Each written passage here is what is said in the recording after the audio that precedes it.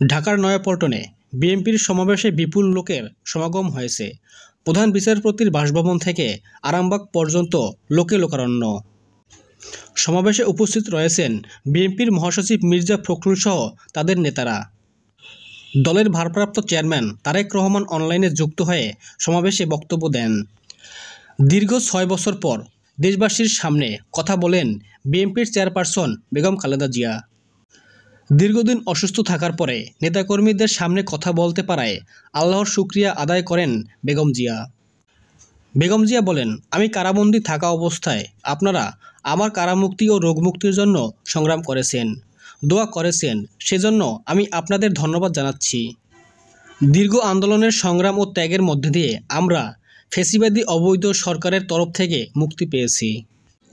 আমি আন্তরিক ধন্যবাদ জানাতে চাই আমাদের বীর সন্তানদের, যারা মরণপণ সংগ্রাম করে এই অসম্ভবকে সম্ভব করেছে।